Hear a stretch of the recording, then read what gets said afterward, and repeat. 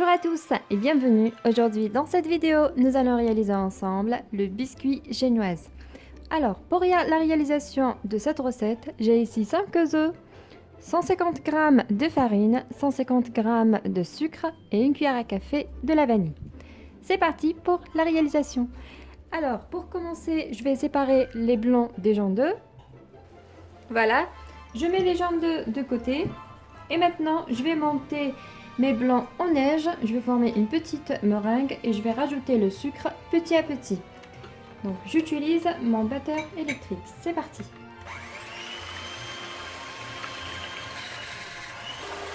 Voilà, dès que ça commence à monter, je vais rajouter le sucre. Je vais l'ajouter en 4 fois.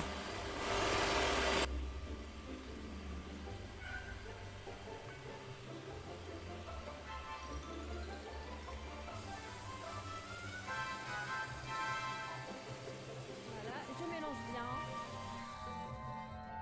Voilà, ma meringue maintenant est bien prête. Nous avons bel et bien le bec oiseau. Maintenant, je vais rajouter ma vanille, une cuillère à café, avec les jaunes d'œufs. Voilà, et je mélange bien à l'aide de mon batteur électrique. Voilà, je mélange bien à l'aide de mon batteur.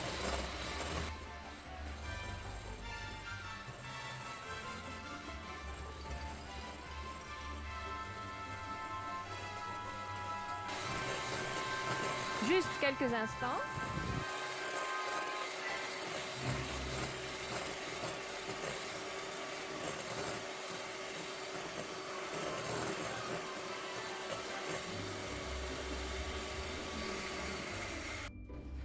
Voilà, et au final, on va rajouter la farine qui est déjà tamisée.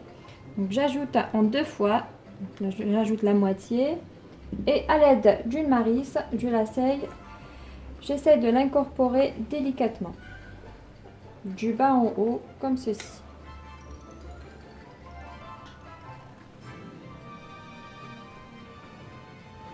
C'est assez facile, la réalisation de cette génoise.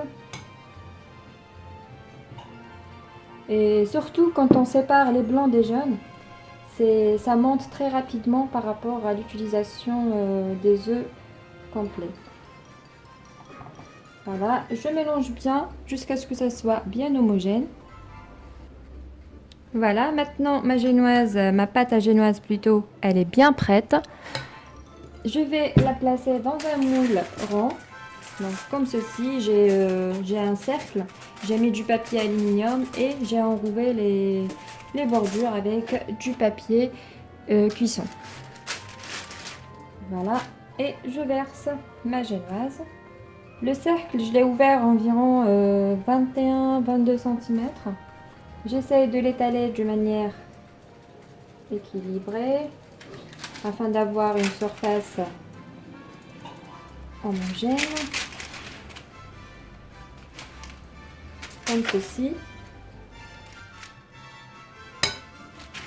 Voilà, je bouge comme ceci.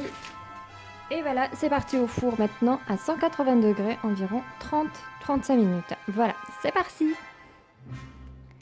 Et voilà, comme vous voyez, notre génoise vient de sortir du four, elle est encore chaude. Je la laisse complètement refroidir avant de démolir. Alors, je vais démolir avec vous la génoise. Juste une petite remarque, elle est encore tiède, un peu chaude, mais je vous montre quand même sa texture.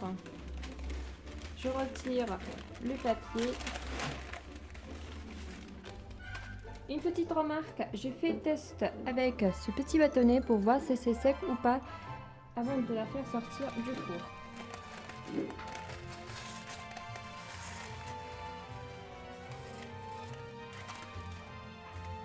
Et voilà notre génoise. Donc elle est juste magnifique. Donc elle a bien monté, elle retombe pas. Donc elle est toujours de la même hauteur.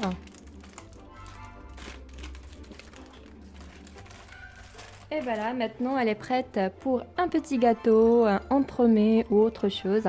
Voilà les amis, j'espère que cette génoise vous a plu. Si c'est le cas, n'hésitez pas de me laisser un petit commentaire, liker, un petit pouce bleu pour moi. Et je vous dis à très vite pour une nouvelle mise en ligne. À bientôt.